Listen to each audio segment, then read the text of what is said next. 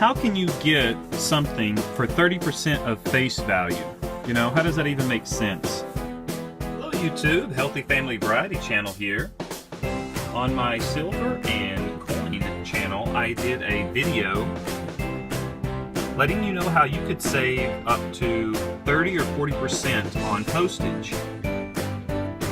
So if you mail a lot of packages, either during the holidays, or if you have like a eBay store or other store where you're mailing the shipments out, and you want to find out how you can use discount postage in order to save you money, I'll walk you through all the steps, give you some pointers, and even point you to one eBay seller that puts together first class rate, so one first class envelope, stamp combo packages. So stick around, and I hope you learned something.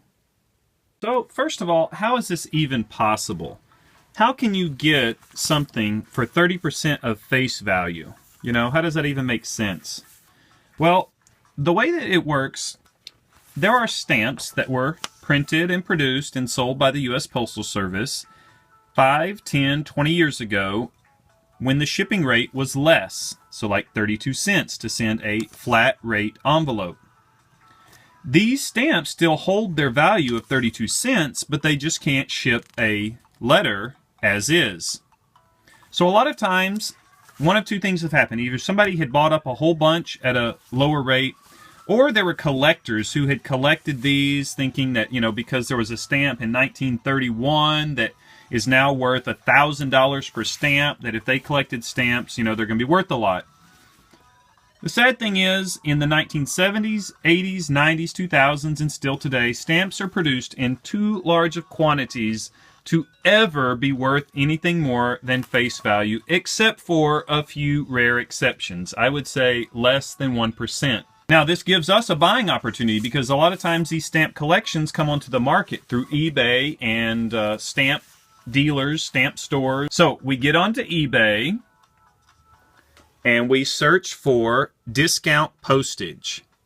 I'm going to put the link, or I'm going to put a description, a title, and maybe the item number of one of the listings that he has right now of a lot that this gentleman, he puts together first class rate combo lots. So by that, he puts in a 45-cent stamp and a 4-cent stamp.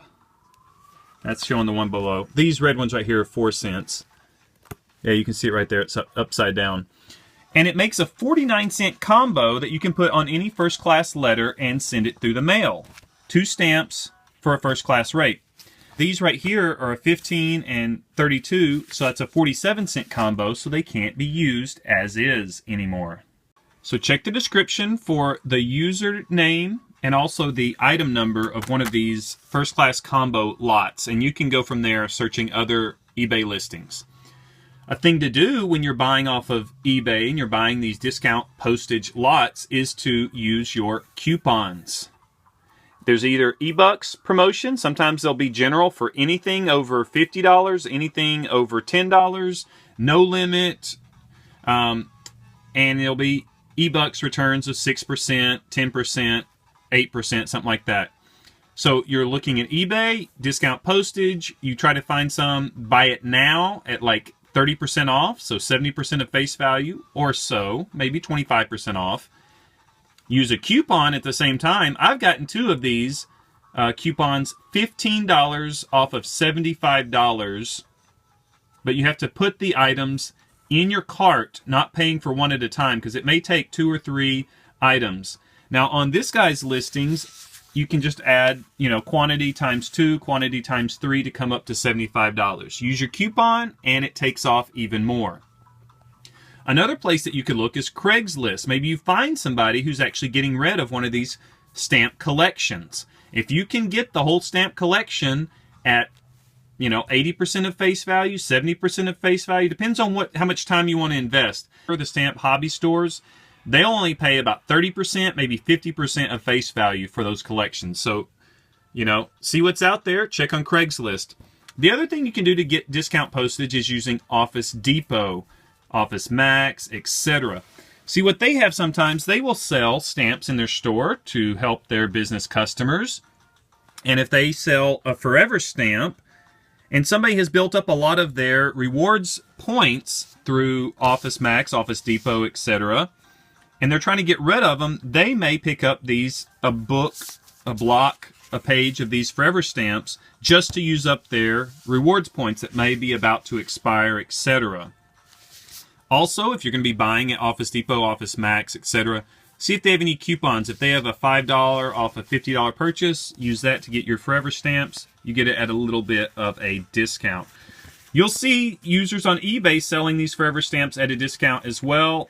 If that works for you, using your eBay coupon, using your rewards credit card, go ahead. Just be sure and use your own due diligence because, you know, China, even in the United States, unscrupulous people have copied, especially these forever stamps, and made counterfeit ones. And if you see a seller that is only selling a huge lot, thousands of pages of these forever stamps, that's a big warning sign that something may not be right.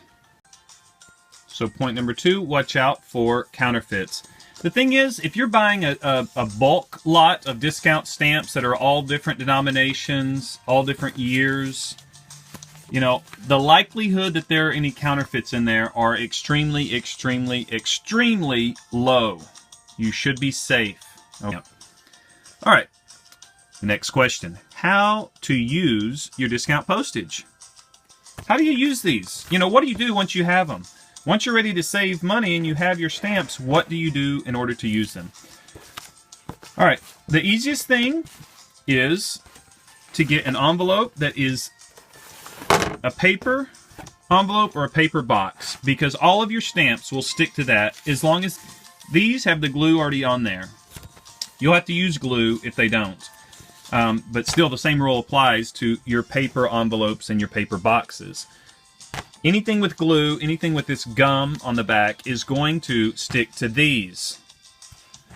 One thing you do have to look out for are these bubble mailers and other types of plastic mailers where the glue is not going to automatically stick to those. You're going to have a little bit more trouble there. Tyvek, I think my experience has been with Tyvek, with these right here, that it'll stick to them, it just doesn't stick that well. So a lot of times if I do put any on these, and you can kind of do the same thing with these bubble mailers, is you put a row of the lick and stick, and then on top of it and below it you put a row of the peel and stick, or you put, you know, with the 2-inch shipping tape or some other 2-inch shipping tape is good. It's nice and sticky and thin and clear. You put a thin row at the bottom and a thin row at the top, you know, especially if it's a sheet, you know, and you put 3 of these rows, you could put a little bit of tape just barely overlapping the bottom and the top to help hold it on there. The sides too, if necessary, or use some peel and stick to secure the sides. But here's what you do. You've got your envelope. You fill in the information, so you're going to take up that space. You want to leave this open for them to scan it when they're scanning how much this is going to cost, because this is a flat rate envelope. You leave this space open. You'll also want to leave a space about 2 inches by about 4 inches up here on the top right.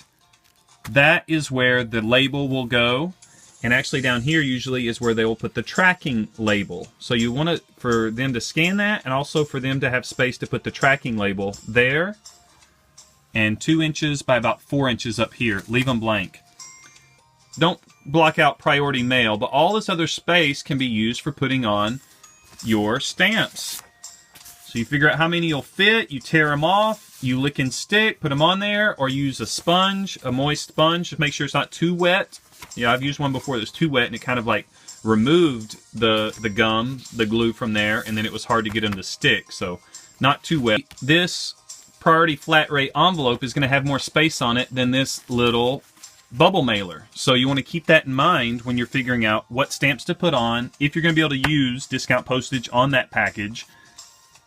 If you have small denomination stamps, like 15 cents or less, you're going to want to make sure that your package is big so you can put them all on there. Because if you have a bunch of 3-cent stamps and you try to put them on here, you're only going to get 45 cents worth of stamps on one envelope. Okay? Make sure it's paper of some form in order to use the lick and stick. Space availability, make sure that you have enough space available on there to ship or to add the amount of postage that you need to. And that leads us to the point of know the rate. This is very important.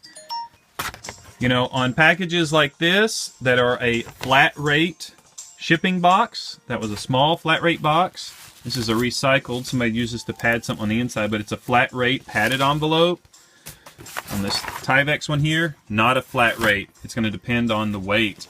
On this one right here, it is a flat rate envelope. You know how much it is. The rate just went up, so it's like $6.50, I believe. But you're going to want to know what the rate is. You put it on the scale, you figure out what the weight is, and then you use the postage calculator online. Not for the online rate, but for the stamped rate. And you figure out what the cost is going to be. I always leave like 20 cents shy. 20 cents to 50 cents shy of what the actual rate is. Once you get your stamps on there, write down how much is on there. Boy, it looks like a kid's writing this. I shouldn't have done it on my scale. Write it down. Know what you added. Alright? Write that up here where your one label is going to go. Write it up there because they're going to put the label over there. You just put them on there so that your stamps are just, you know, a couple cents shy or 50 cents shy, something like that. They go up there, they weigh it, they'll calculate it, they see what you wrote, they calculate it as well, they verify, and then they will put the label across here with the added postage. You'll have to pay for that there at the post office. Then they'll put the tracking label down there. And that's it. It's sealed up, it's stamped, it's labeled, you got tracking, you send it off. By discount postage, use coupons if possible. eBay bucks can help you out sometimes. Or if you have eBay bucks that you're trying to spend, you know, discount postage is the way to go. Watch out for counterfeits. Again, there should be some glaring warning signs, but if you're buying these old retired rates, you know, and everything, it shouldn't be an issue. You should be fine on all of those. How to use it, gum versus peel and stick, making sure you have space availability, know what the rate is ahead of time, get it calculated, get it figured out, and then write it down on there how much you added so that you know, so when they calculate it, they can verify and you'll be confident that they gave you the right value for what you had on there. Now, here's a disclaimer. Doing all this takes a little bit more time. It really does. What is your time worth? If this only ends up saving you, you know, on a smaller $2.50 shipping item, if it only ends up saving you 30 cents, it's probably not worth your time. If you're shipping lots of these priority flat rate envelopes, you know, you could go ahead and get 10 of them ready that have the stamps added on there if you're careful about writing the address so you don't ever have to like redo one of them.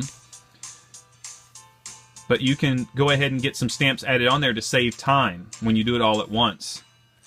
But time is a factor. On a package like this, $6, saving 30 cents, $6.50, saves you about $2. You know, if you're shipping 5 of these, 10 of these a week, that adds up. It means more silver. But it does take time, so be aware of that.